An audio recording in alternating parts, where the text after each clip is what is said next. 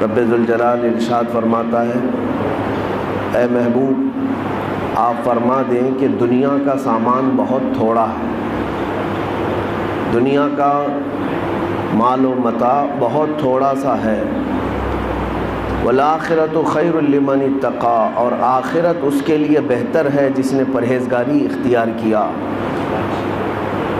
اس دنیا میں ہم سب آئے ہیں ایک مختصر اور لمیٹڈ ٹائم کے لیے آئے ہیں، اور جس نے اس دنیا کو اپنی ہمیشگی کی زندگی سمجھ لیا وہ سب سے بڑے خسارے میں ہے، اور اسی کے لیے قرآن کہتا ہے والعصر ان الانسان لفی خسر، اور زمانے کی قسم بے شک انسان گھاٹے میں ہے۔ کون سا انسان گھاٹے میں ہے؟ کون سا انسان نقصان میں ہے؟ جس نے عارضی گھر کو اپنا پرماننٹ گھر سمجھ لیا۔ اور اسی لیے میرے آقا صلی اللہ تعالیٰ علیہ وسلم نے ارشاد فرمایا کن عابری سبیل فی الدنیا کأنک غریب، تو اس دنیا میں ایسے رہ جیسے ایک مسافر رہتا ہے، راستہ چلنے والا، جتنی ضرورت کا سفر کا سامان ہوتا ہے اتنا ہی لیتا ہے اور چل پڑتا ہے، اور سفر میں لمبی چوڑی نیندیں نہیں کرتا۔ ایسا نہیں ہے کہ سویا پڑا رہ جائے ورنہ اس کی منزل ہی نہیں آ پائے گی۔ مسافر اپنے وقت پر اٹھتا ہے اور چل پڑتا ہے، اور سامان بھی کم لیتا ہے کیونکہ سفر میں بوجھ نہیں کرنا چاہیے۔ اور میرے آقا صلی اللہ تعالیٰ علیہ وسلم نے ارشاد فرمایا کہ تمہیں بھی اگر جینا ہے اس دنیا میں تو مسافر کی طرح جیو۔ اور بزرگوں نے فرمایا کہ اس دنیا میں ایسا رہنا ہے کہ کشتی جیسے پانی میں رہتی ہے، کہ تم پورے سمندر میں جی رہے ہو، کشتی پانی میں چلتی ہے نا، لیکن اگر کشتی کے اندر پانی آ گیا تو سمندر میں وہ ڈوب بھی جاتی ہے، لیکن اگر سمندر کشتی کے اندر نہیں آیا، پانی نہیں آیا، تو کشتی صحیح سلامت نکل بھی جاتی ہے۔ اسی طرح سے ایک مسلمان کو حکم دیا گیا کہ تم یہاں اپنی ضرورت کے مطابق سامان لے لو اور چل پڑو، اور اگر اس دنیا میں مگن ہو جاؤ گے تو ڈوب جاؤ گے، غرق ہو جاؤ گے۔ مولانا جلال الدین رومی رحمۃ اللہ تعالیٰ علیہ فرماتے ہیں زمین پر شہد کا ایک قطرہ گرا تھا اور ایک چونٹی اسے چکھنے کے لیے آ گئی۔ ظاہر سی بات ہے میٹھا جہاں پر بھی ہو چونٹیاں ڈھونڈ ڈھونڈ کے آتی ہیں، وہ میٹھے کی دیوانی ہے۔ تو چونٹی آئی، شہد کا جو قطرہ گرا تھا، شہد میں چپچپاہٹ ہوتی ہے، چکناہٹ، تو اس نے کنارے سے ایک چسکی لی، اس سے ایک تھوڑا سا چکھا اور اس کے بعد چلی، لیکن پیٹ بھرا نہیں۔ چونٹی دوبارہ آئی، دوسری جانب سے تھوڑا سا چوس لیا، تیسری جگہ سے چوس لیا، وہ کرتی رہی اور جاتی رہی، پیٹ بھرا نہیں، ہر جگہ سے شہد کے قطرے کو چکھتی رہی۔ اور اس کے بعد چونٹی کے ذہن میں یہ بات آئی کہ شہد کے اس قطرے کے بیچوں بیچ کیا ٹیسٹ ہوگا، کیا مزہ ہوگا، ہم تو کنارے کنارے سے چکھ رہے ہیں۔ تو چونٹی نے اوپر چڑھنے کی کوشش کی، شہد کے قطرے کے اوپر، اور چڑھ گئی۔ بیچ سے اسے مزہ لینا تھا شہد کے قطرے کا، اور جب چڑھ گئی مزہ تو لیا، چکھ تو لیا، لیکن سارے اس کے ہاتھ پیر اس پر چپک گئے، شہد کے قطرے پر اس کے ہاتھ پیر چپک گئے۔ اب وہ نکالنے سے بھی نہیں نکلتے، یہاں تک کہ اسی میں اس چونٹی نے دم توڑ دیا، مر گئی۔ مولانا جلال الدین رومی مثنوی شریف کے مصنف فرماتے ہیں انسان کی یہی مثال ہے کہ دنیا کبھی ادھر سے چکھتا ہے، کبھی ادھر سے چکھتا ہے، اور سوچتا ہے کہ ادھر سے تھوڑا کما لوں، ادھر سے تھوڑا کما لوں۔ پھر ایک دن اسے احساس ہوتا ہے کہ بڑے بڑے پیسے والے لوگ کتنے ٹیسٹ میں ہیں، کتنے مزے میں ہیں، ذرا اس میدان میں بھی جا کر کے دیکھتا ہوں۔ سیاست میں تو کتنا مزہ ہے، بڑی بڑی اونچی اونچی گاڑیوں میں گھومتے پھرتے ہیں، ہم اس میں بھی جا کر دیکھتے ہیں، بڑی بڑی کمپنیوں میں جا کر کے دیکھتے ہیں۔ تو یہ انسان کی خواہشات اسے دنیا کے بیچوں بیچ لاتی ہے، اور پھر اس کا حشر وہی ہوتا ہے کہ اس کے سارے ہاتھ پیر دنیا میں ایسے ملوث ہوتے ہیں کہ موت آ جاتی ہے اور اسے توبہ کی توفیق بھی نہیں مل پاتی۔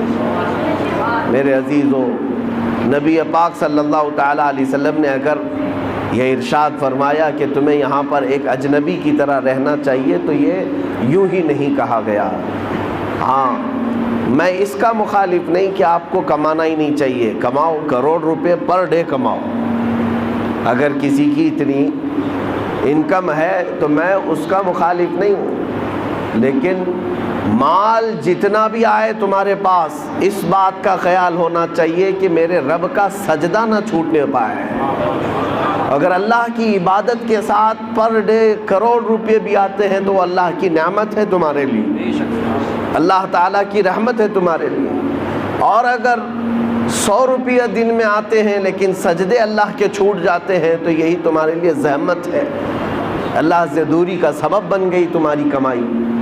قرآن کہتا ہے قل انما اموالکم و اولادکم فتنہ، اے حبیب آپ فرما دیں کہ تمہارا مال اور تمہاری اولاد تمہارے لیے آزمائش ہے۔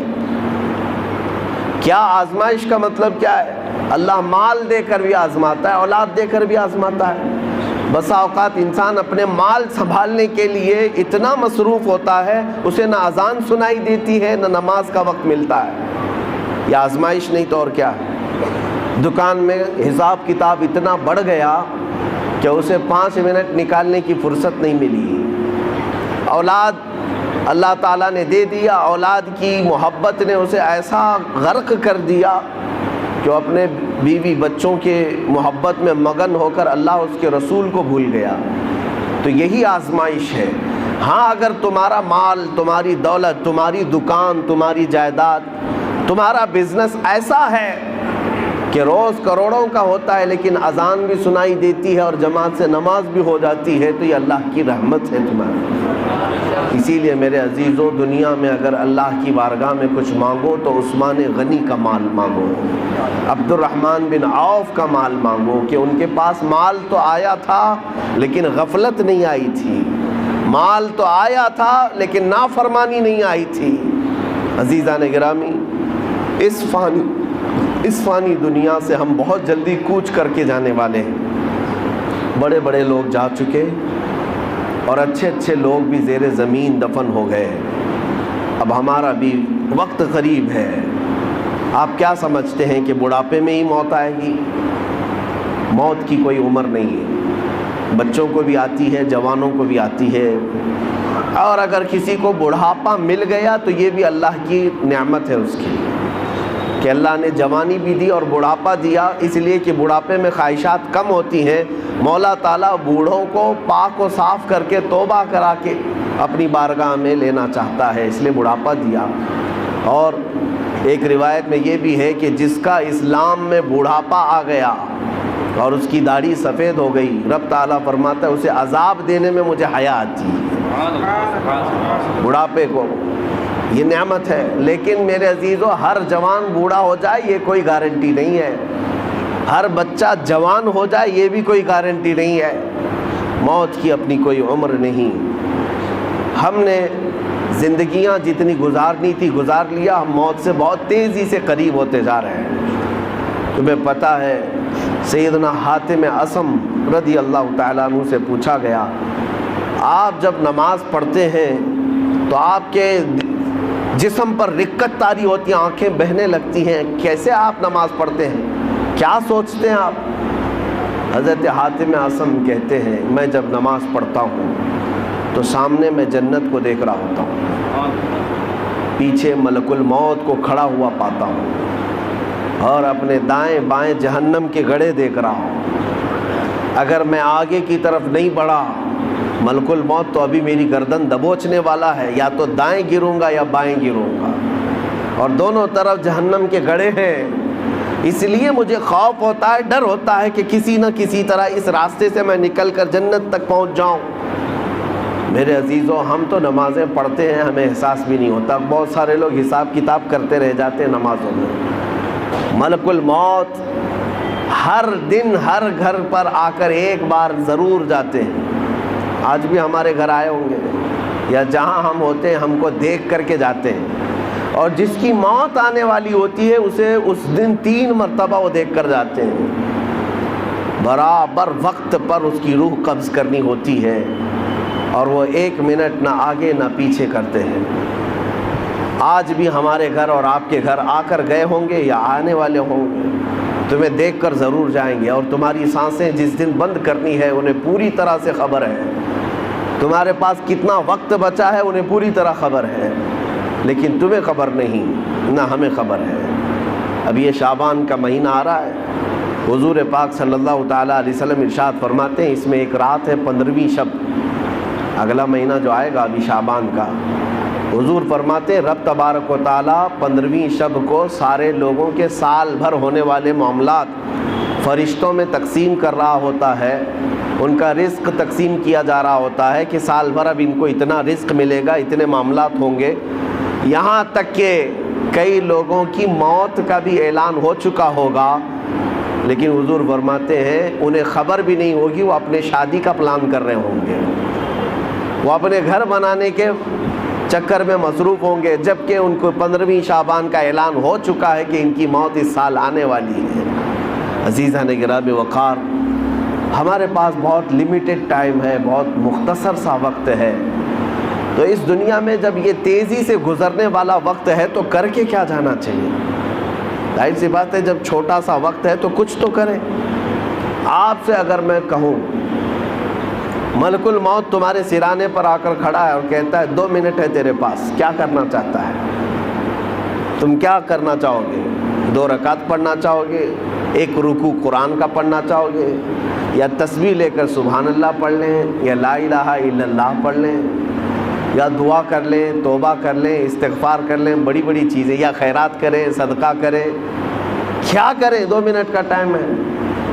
بلکہ بزرگوں نے فرمایا اگر کسی کو یہ کہہ بھی دیا جائے کہ تیرے پاس 2 منٹ کا ٹائم ہے تو کیا کرنا چاہے کر لے، بعض بزرگوں نے لکھا ہے کہ وہ انہی معاملات کو سوچتا رہ جائے گا، 2 منٹ گزر بھی جائیں گے، کر بھی نہیں سکے گا، کیا کریں وہ پتہ بھی نہیں چل سکتا۔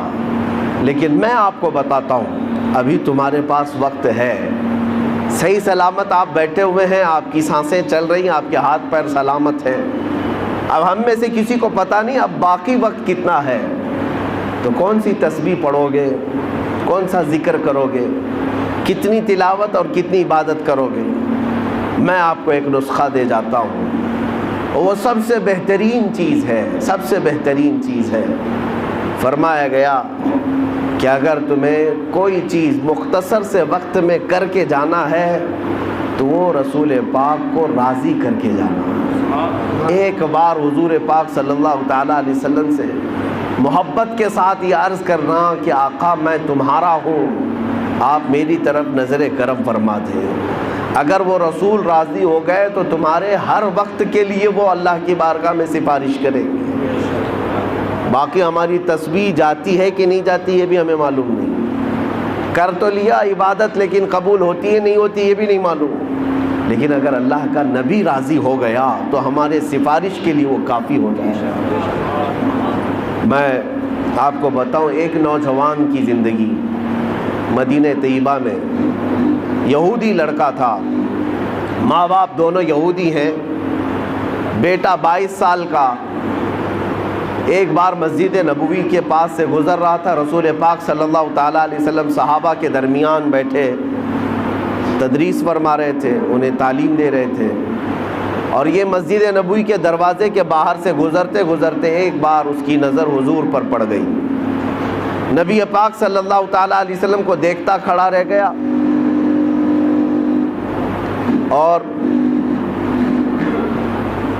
حضور پاک صلی اللہ تعالیٰ علیہ وسلم کی شیرنی گھولنے والی وہ میٹھی آواز کانوں پر ٹکرانے لگی تو کھڑا سنتا رہ گیا حضور کی آواز، اور کافی دیر تک جب دل میں مٹھاس پہنچی تو گھر گیا۔ ظاہر سی بات ہے حضور کا وہ حسین چہرہ کوئی ایک بار دیکھتا تو ہی فدا ہو جاتا تھا، یہودی اپنے ماں باپ سے کہہ نہیں سکتا تھا، گھر گیا اور اس کے بعد بے چینی بڑھتی رہی، دوسرے دن آیا پھر مسجد نبوی کے دروازے کے باہر کھڑا ہو کر حضور کو سنتا تھا اور دیکھتا تھا، بس اتنا کام تھا۔ چند دنوں کے بعد کسی نے دیکھ کر کے اس کے ماں باپ کو خبر کر دی کہ تمہارا بیٹا تو محمد کے پاس جاتا ہے صلی اللہ علیہ وسلم، تمہارا بیٹا، تم تو یہودی ہو لیکن تمہارا بیٹا محمد صلی اللہ تعالیٰ علیہ وسلم کو دیکھنے جاتا ہے، ان کی تقریر سننے جاتا ہے۔ تو تو باپ کو بڑا غصہ آیا اور اس نے پوچھا کیا تو محمد کے پاس جاتا ہے، مسجد نبوی کے پاس جاتا ہے؟ بیٹے نے کہا ہاں ان کی باتیں مجھے اچھی لگتی ہیں، ان کا چہرہ مجھے بڑا اچھا لگتا ہے، لیکن باپ نے سختی کیا کہ آئندہ اگر تو جائے گا تو میں تیرے ساتھ سخت سزا کا معاملہ کروں گا، لیکن یہ محبت ہوتی ایسی ہے، اور وہ بھی میرے مصطفیٰ سے ہوئی۔ اس زمانے کے ہم نے واقعات دیکھے ہیں، ساری دنیا کو صحابہ نے چھوڑ دیا مگر چہرے رسول کو کبھی نہیں چھوڑا۔ اس نوجوان کے ساتھ بھی یہی ہوا، 2 دن گھر میں رہا، تیسرے دن پھر نکل کر کے آیا، مسجد نبوی کے باہر کھڑا حضور کو دیکھتا رہا۔ باپ آیا ڈھونڈتے ہوئے، دیکھا جب حضور کو یہ چھپ کر کے دیکھ رہا ہے، وہیں سے پکڑ کر لے گیا اور اپنے گھر پر لے جا کر زنجیریں باندھ کر قید کر دیا، قید کر کے رکھا، مارا توڑا اور کہا کہ آج کے بعد سے گھر سے باہر نہیں جا سکتا۔ اب گھر کے اندر قید تھا، چند دنوں کے بعد بیمار ہو گیا۔ ظاہر سی بات ہے کسی محبوب کو اس کے محب سے یا کسی محب کو اس کے محبوب سے جدا کر دیا جائے، یہ بیماری بہت بڑی ہو جاتی ہے۔ وہ تڑپتا رہ گیا اور بیمار ہو گیا، کمزوری آ گئی۔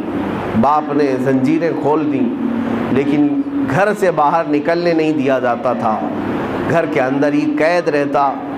پھر یہ بیماری اتنی بڑی جس کو فاضل بریلوی نے کیا کہا ہے، جان ہے عشق مصطفیٰ روز فزوں کرے خدا، جس کو ہو درد کا مزہ ناز دوا اٹھائے کیوں۔ یہ ایک درد ایسا ہے محبت کا کہ اس میں روز درد اور بڑھتا رہے، اس محب کو اور مزہ بھی آتا رہے۔ ایک دن ایسا آیا کہ اس کی بیماری اتنی بڑھ گئی کہ وہ بستر سے اٹھ بھی نہیں سکتا تھا، چل پھر نہیں سکتا تھا۔ حکیموں سے علاج کرایا گیا، طبیبوں سے علاج کرایا گیا، علاج کرتے کرتے مہینے گزر گئے، لیکن اس کی بیماری بڑھتی گئی۔ ایک دن حکیم نے آ کر یہ کہہ دیا اس کے باپ سے کہ اب تمہارا بیٹا زندہ نہیں رہ سکتا، ایک دن کا مہمان ہے، یہ جو کھانا کھائے، جو چاہے کھلا دو پلا دو اور جو خواہشیں پوری کر دو، یہ ایک دن سے زیادہ اب زندہ نہیں رہ سکتا۔ جوان لڑکا ہے 22 سال کا، موت کے کنویں میں جا رہا ہے، ماں باپ کے دل پر کیا بیتتی ہوگی، رونا دھونا بھی تھا، لیکن بچے کی بیٹے کی محبت غالب آ گئی۔ بیٹے سے پوچھا بیٹا ہم نے تیرے ساتھ اگر ناانصافی کی ہے تو معاف کر دے، اگر تیری کوئی آخری خواہش ہے، کچھ کھانا پینا چاہتا ہے تو ہمیں بتا دے، ہم تیرے لیے حاضر کر دیں گے۔ اس نوجوان نے بستر پر لیٹے ہی اپنے باپ سے کہا میری ایک ہی خواہش رہ گئی ہے کہ ایک بار پھر سے محمد کا چہرہ دیکھیں صلی اللہ علیہ وسلم۔ باپ پگھل گیا۔ ماں نے بھی کہا لڑکے کی کہ جاؤ اگر وہ دیکھنا چاہتا ہے تو جا کر ان سے کہہ دو محمد صلی اللہ علیہ وسلم سے کہ وہ ہمارے بیٹے کو ایک بار ملاقات کر لیں۔ تھے تو یہودی، کٹر یہودی، حضور کو بالکل برداشت نہیں کرتے، وہ دشمنی میں تلے رہتے، لیکن آیا وہ یہودی اور محمد صلی اللہ علیہ وسلم کی بارگاہ میں جب حضور صحابہ کے ساتھ بیٹھے ہوئے تھے، یہ فجر کے بعد کا وقت تھا، آیا، آ کر کے وہ روتے ہوئے کہنے لگا میرا ایک بیٹا آپ کی محبت میں دنیا سے جا رہا ہے، ایسا مریض ہو گیا کہ اس کا اب موت کا وقت قریب آ گیا، وہ ایک بار آپ کو دیکھنا چاہتا ہے۔ رسول پاک صلی اللہ تعالیٰ علیہ وسلم اسی وقت اپنی مجلس سے اٹھے، اپنے صحابہ سے کہا چلو میرا ایک دیوانہ دنیا سے رخصت ہو رہا ہے۔ نکل کر کے میرے آقا اس یہودی کے گھر آئے، بستر پر لیٹا ہوا وہ بیمار 22 سال کا نوجوان جس کے جانے کا وقت قریب تھا، سانسیں اکھڑ رہی تھیں، حضور سیدھے اس کے سرانے کے پاس جا کر بیٹھتے ہیں اور اس کا سر گردن کی طرف ہاتھ دے کر کے اٹھاتے ہیں تو پورے جسم میں اس کے گرمی دوڑ جاتی ہے۔ میرے آقا صلی اللہ تعالیٰ علیہ وسلم کا لمس پایا ہاتھ کا، جسم کے اندر طاقت محسوس ہوئی اور چہرہ کھل گیا، دیکھا آنکھیں بھر کر کے حضور کے چہرے کو، مسکرانے لگا اور کہا کہ میری زندگی وصول ہو گئی، میری زندگی وصول ہو گئی۔ یہ کہتا رہا، میرے آقا نے حضور پاک صلی اللہ تعالیٰ علیہ وسلم کی اتنی بات پر وہ زور سے کلمہ پڑھا اور حضور کی گود میں سر رکھ کر کے اس کی روح پرواز کر کے انتقال کر گیا۔ عزیزان گرامی، لیکن مقام کیا پایا جانتے ہیں؟ صحابیت کا مقام، صحابیت کا مقام۔ صحابی کہتے کسے ہیں؟ غوث اعظم عبد القادر جیلانی رضی اللہ تعالیٰ عنہ سے پوچھا گیا صحابی اور غوث کے مقام میں کیا فرق ہے؟ آپ فرماتے ہیں غوث اور صحابی کی بات کرتے ہو؟ صحابی رسول جن گھوڑوں پر بیٹھ کر جہاد میں جایا کرتے، ان گھوڑوں کے ٹاپ کے نیچے سے جو دھول اڑتی تھی، غوث وہاں بھی نہیں پہنچ سکتا، وہاں تک بھی نہیں پہنچ سکتا۔ اب اندازہ کرو، جو چند لمحوں میں میرے آقا کا دیدار کیا اور غوث سے بھی بڑا مقام پا گیا، کس وجہ سے؟ اسی لیے میں نے اس واقعے کو اس لیے عرض کیا کہ اگر کسی کے پاس زندگی میں تھوڑا سا وقت باقی ہے، تھوڑا سا وقت باقی ہے، اور اگر اسے کچھ کرنا چاہیے تو صرف اتنا ہے، آج لے ان کی پناہ، آج مدد مانگ ان سے، آج لے ان کی پناہ، آج مدد مانگ ان سے، کل نہ مانیں گے، قیامت میں اگر مان گیا۔ اعلیٰ حضرت نے فرمایا پھر قیامت میں تو ہر کوئی حضور کو ماننے لگ جائے گا، جو مقام و مرتبہ وہاں پر دیکھے گا ہر کوئی کہے گا یہ میرے آقا ہیں، لیکن کمال یہ ہے اے مومن آج تو ان کے قدموں میں آ جا، آج تو ان کا ہو جا۔ ہمارے پاس مختصر سی زندگی بچی ہے میرے عزیزوں، دنیا کو ہم الوداع کہنے والے، نہ جانے کتنے جنازے ہم نے اٹھائے اور کتنی قبروں میں ہم نے لوگوں کو دفن کیا، ہم نے اپنی آنکھوں سے دیکھا اور کتنے لوگوں کو مٹی بھی دیا۔ کیا یہ حقیقت نہیں ہے؟ کیا یہ حقیقت نہیں؟ قرآن یہ کہتا ہے الہاکم التکاثر حتی زرتم المقابر۔ اللہ تعالیٰ فرماتا ہے یہ دنیا کی ہر چیز کی کثرت نے تمہیں غافل کر رکھا ہے، مال کی کثرت، کھانے کی کثرت، پہننے کی کثرت، اولاد کی کثرت، مرتبوں کی کثرت، خواہشات کی کثرت، یہ زیادتی نے تمہیں غافل کر رکھا ہے، اور اس غفلت سے اگر آزاد ہونا ہے رب تعالیٰ فرماتا ہے جاؤ قبروں کو دیکھاؤ، حتی زرتم المقابر، یہاں تک کہ تم قبروں کو دیکھاؤ۔ کیوں قبروں کو دیکھنے کا حکم دیا گیا؟ جا کر دیکھنا وقت کے بڑے بڑے پیسے والے وہاں پر لیٹے ہوئے ہیں، وقت کے بڑے بڑے لیڈر جو تھے وہ بھی لیٹے ہوئے ہیں، جن کی پہلوانی کے چرچے ہوا کرتے تھے وہ بھی زیر زمین دفن ہے، اور زیادہ دن تک نہ جسم سلامت ہے نہ چہرہ سلامت ہے۔ قبروں میں جانے کے بعد اکثر تو کیڑے مکوڑوں کی غذا بنا دیے جاتے ہیں۔ میرے عزیزوں ہمارے ساتھ بھی اس دنیا سے جانے کے بعد ایک نئی زندگی کا سامنا کرنا ہے۔ کبھی تم سوچتے ہو آج 10 بائی 10 کے روم میں ہمیں نیند نہیں آتی، ایک چوڑے اور لمبے پلنگ پر ہاتھ کسی سے ٹکرائے تو ہماری نیند میں خلل ہوتا ہے، لیکن جس دن ہمارے عزیز ہمیں کفن میں باندھ کر چھوٹی سی قبر میں سلا کر کے آتے ہیں، کروٹ لینے کی بھی جگہ نہیں ہوتی، نہ ہمیں تکیہ دیا جاتا ہے، نہ چادر دی جاتی ہے، نہ چٹائی بچھائی جاتی ہے، کچھ نہیں، اور ننگی زمین پر لٹا کر کے ہمیں، اور وہ بھی مٹی کا ڈھیر ڈال کر کے آ جاتے ہیں۔ کبھی احساس کیا اب کتنے دن کے لیے تمہارے گھر والے سلا کر کے آ رہے ہیں یہ بھی تمہیں پتہ ہے؟ میاں 1 دن کے لیے، 2 دن کے لیے، 3 دن کے لیے ہم میں سے کسی کو پتہ نہیں جب ہمیں دفن کر کے آتے ہیں اگلے 500 سال سونا ہے کہ 600 سال سونا ہے، لیکن سونا اسی میں ہے۔ اور حالات کیا ہوں گے، حالات کیا ہوں گے پتہ ہے؟ بزرگوں نے فرمایا جب تمہارے اہل خانہ تمہیں دفن کر کے جاتے ہیں تو 3 دن نہیں گزرتے کہ تمہاری ناک سے اور کان سے اندر کی چیزیں باہر آنا شروع ہوتی ہیں، ہمارے پیٹ کا گودا باہر آنا شروع ہو جاتا ہے، اور 8 دن نہیں گزرتے کہ پیٹ پھٹ جاتا ہے، انتڑیاں باہر نکل آتی ہیں، تعفن ہو جاتا ہے قبر کے اندر، اور اچانک مٹی سے کیڑے پیدا کر دیے جاتے ہیں جو جسم کے ان اعضاء کو کھانے لگ جاتے ہیں۔ 40 دن گزرنے کے وقت اس کے جسم کا گوشت تک کھینچ لیا جاتا ہے۔ میرے عزیزوں یہ ہماری حقیقت ہے، یہ ہماری حقیقت ہے۔ میں کبھی کہتا ہوں نوجوانوں سے جو جیم میں جا کر اپنی باڈی بنانے میں گھنٹوں صرف کرتے ہیں، اپنی باڈی بنانے میں، اپنا چہرہ بنانے میں، تمہیں پتہ ہے مولا کائنات علی مرتضیٰ رضی اللہ تعالیٰ عنہ ایک دن قبرستان گئے اور قبر والوں کو سلام کیا، السلام علیکم یا اہل القبور، اور پھر پوچھا ہے قبر والے تمہارا کیا حال ہے؟ آپ کے ساتھ ایک تابعی حضرت سعید ابن مسیب تھے، وہ کہتے ہیں میں حضرت علی سے پوچھ رہا تھا کیا یہ قبروں والے آپ کو جواب دے رہے ہیں؟ حضرت علی کہتے ہیں ہاں وہ قبر والے جواب دے رہے ہیں، میں سن بھی رہا ہوں۔ یہ سب کے بس کی بات تو ہے نہیں۔ اس کے تھوڑی دیر کے بعد حضرت علی رونے لگ گئے، آنکھیں بھیگ گئیں، ان کے ساتھ موجود تابعی نے پوچھا کہ کیا جواب دیا قبروں والوں نے؟ مولا کائنات حیدر کرار شیر خدا رضی اللہ تعالیٰ عنہ فرماتے ہیں میں نے ان سے پوچھا تو قبروں والے کہتے ہیں اے علی ہمارا کیا حال پوچھتے ہو؟ جس چہرے کو ہم گھنٹوں سجایا کرتے تھے اس چہرے پر اللہ نے بچھو چھوڑ دیے اور وہ ہمیں ڈنک پہ ڈنک مارتے ہیں۔ جن بالوں کو ہم بار بار سجایا کرتے تھے ان میں خون اور پیپ بھر دیا گیا ہے۔ ہمارے جسم کے اوپر سے چمڑیاں ادھیڑ دی گئی ہیں اور گوشت کی سڑن پیدا کر دی گئی ہے، اور وہ قبروں والوں کے حالات حضرت علی سنتے سنتے رونے لگ گئے۔ وقت کے صحابی داماد رسول قبر کے ذکر سے رو پڑتے تھے۔ میرے عزیزو آج ہماری کیا حالت ہے؟ ہماری آنکھیں تک نہیں بھیگتی، ہمارا دل تک موم نہیں ہوتا۔ خواہشات نے ہمیں اتنا مصروف کر دیا ہے کہ اپنا آخری سفر بھی بھول بیٹھے، جبکہ تمہیں پتہ ہے تم ہماری تقریر سنو یا نہ سنو، کسی کا بیان سنو یا نہ سنو، تمہیں تو موت آنی ہے اور تمہیں لے جایا جائے گا۔ اس بات کو مانو یا نہ مانو، تمہارے نہ ماننے سے، تمہارے انکار کرنے سے تمہاری موت کے آنے میں کوئی فرق نہیں پڑے گا۔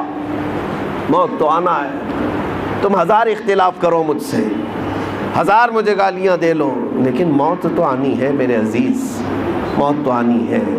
ہم نے بھاری بھرکم جسم بھی اٹھائے، بڑے پیسے والوں کو بھی اٹھایا ہے، لیکن دیکھ کر کے اس بات کا احساس ہوتا ہے کہ پورے کفن میں ایک جیب بھی نہیں رکھی جاتی، اور نہ ہی ہم اپنے عزیز مردے کو دفن کرتے ہیں تو 5 روپے 10 روپے 100 روپے 1000 روپے کی نوٹ تک نہیں رکھتے، اور رکھنا بھی نہیں چاہیے۔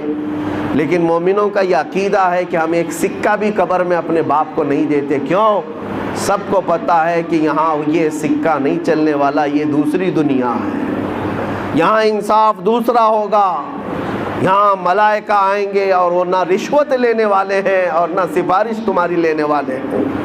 یفعلون ما یؤمرون، وہ اتنا ہی کریں گے جتنا ان کو حکم دیا جائے گا۔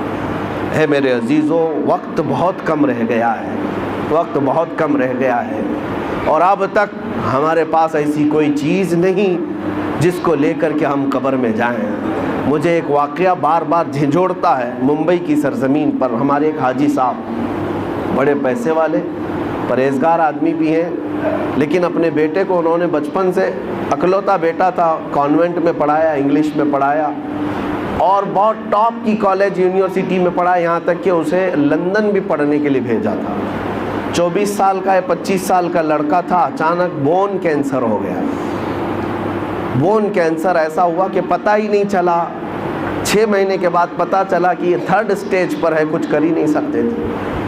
پہلے تو لندن میں علاج ہوا، اس کے بعد پھر وہاں سے مایوس ممبئی لوٹ آئے۔ جب گھر آئے تو 25 سال کا جوان بستر پر ہے، گل گیا ہے، اور باپ کی حالت دیکھنے کے قابل، روتا تھا، نمازوں میں آ کر دعا کی چٹھی ہر بار۔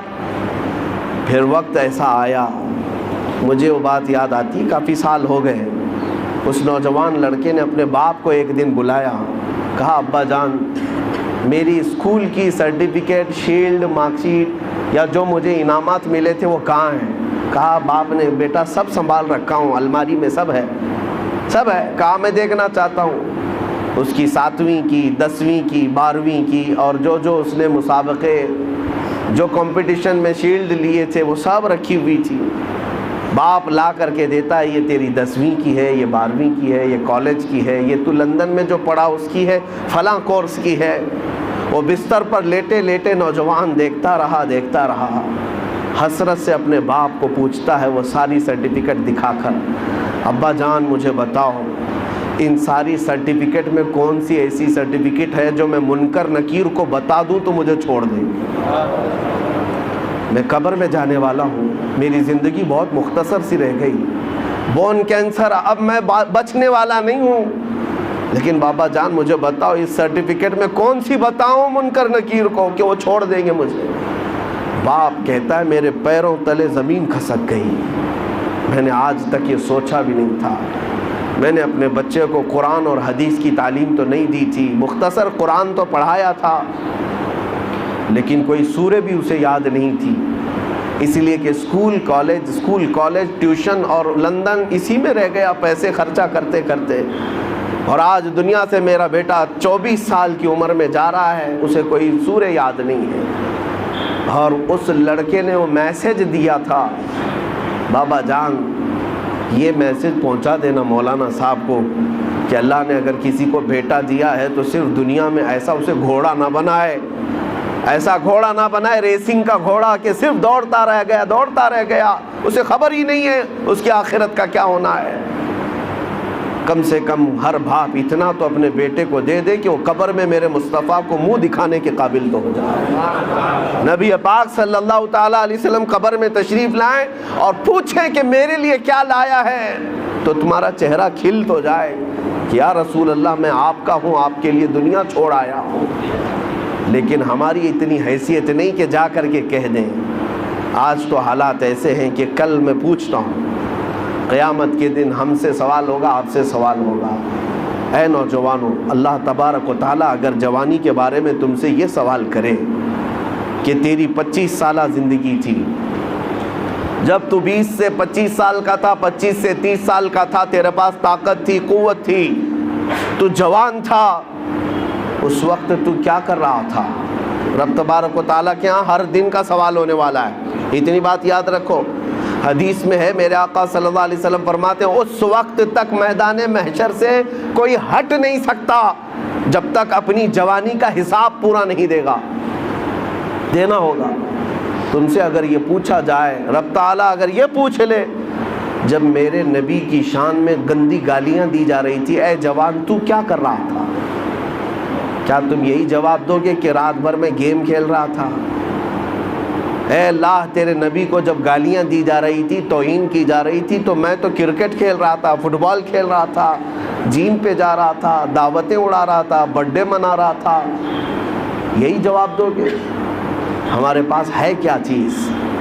ہے میرے عزیزوں، میرے نبی کی امت ہو آپ، ہونا تو یہ چاہیے کہ حضور کی شان میں توہین سن کر کے ہر کھانا پھیکا لگنے لگ جائے، نیند اور چین اور سکون غارت ہو جائے کہ جب ہمارے مصطفیٰ کریم کی عزت سلامت نہیں ہے تو پھر میری عزت کی کیا بات کی جائے۔